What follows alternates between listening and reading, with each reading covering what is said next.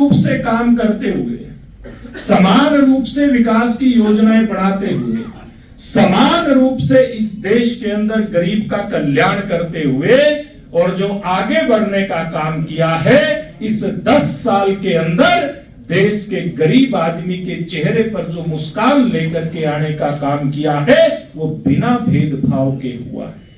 जिस प्रकार की नीतियां केंद्र सरकार की रही हैं, जिस प्रकार की नीतियां हमारी हरियाणा भारतीय जनता पार्टी की सरकार की रही है, इन नीतियों के कारण से आज सब वर्गों के अंदर एक उत्साह का माहौल है।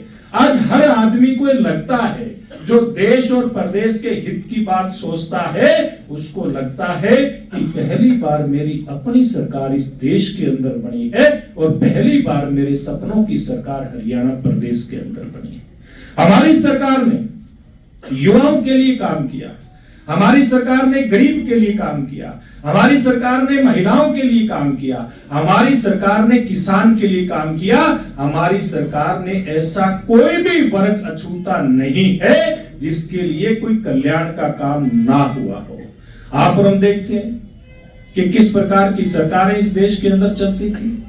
केवल तुष्टीकरण की राजनीति के आधार पे सरकारें इस देश के अंदर बढ़ती रही और चलती रही, लेकिन ये पहले ऐसी सरकार है नरेंद्र मोदी जी के नेतृत्व में जिसने तुष्टीकरण नहीं, गरीब कल्याण की तो बात सोची है, देश के चहुमुखी विकास की बात तो सोची है, देश के किसान के कल्याण की बात तो सोची ही है, बल्कि सबसे बड़ी बात जो की गई इस सरकार के द्वारा, हमारी जो जड़ें हैं, इस भारत की जड़ें हैं, यानी कि सनातन की ओर देश को लौटाने का काम जो हुआ है, वो कोई मोदी जी के अलावा और भारतीय जनता पार्टी के अलावा कोई कर नहीं सकता था।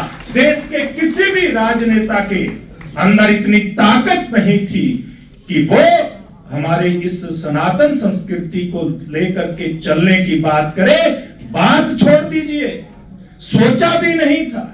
एक कल्पना करके आप लोग देखिए, जब देश आजाद हुआ, क्या हमारे देश की आजादी के समय जिन लोगों ने देश की सत्ता संभाली, क्या उनकी जिम्मेवारी नहीं थी कि धर्म के आधार पर जिस प्रकार से देश का विभाजन हुआ है, तो फिर जिन धार्मिक चिन्हों को खत्म कर दिया था, नष्ट कर दिया था, भ्रष्ट कर दिया था, क्या उनके पुनर्निर्माण की एक प्रक्रिया शुरू नहीं होनी चाहिए थी?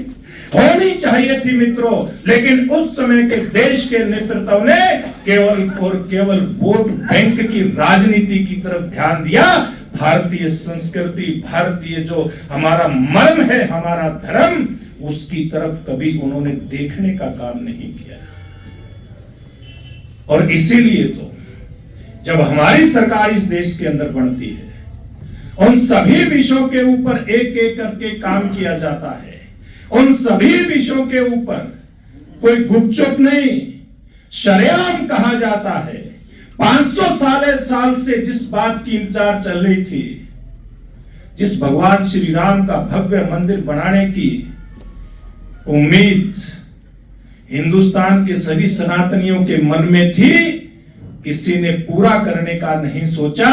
लेकिन नरेंद्र मोदी जी के नेतृत्व में जिस प्रकार की योजना बनी, आज भव्य मंदिर वहां पर विराजमान और उस मंदिर के अंदर रामलला विराजित हुए।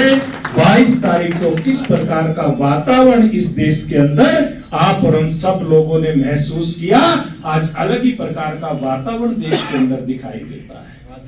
यह हमारी सरकार का कमाल है, यह नरेंद्र मोदी जी के नेतृत्व का कमाल है। और ये कमाल जो विश्वास करते हैं, हमारी भारतीयता के ऊपर जो विश्वास करते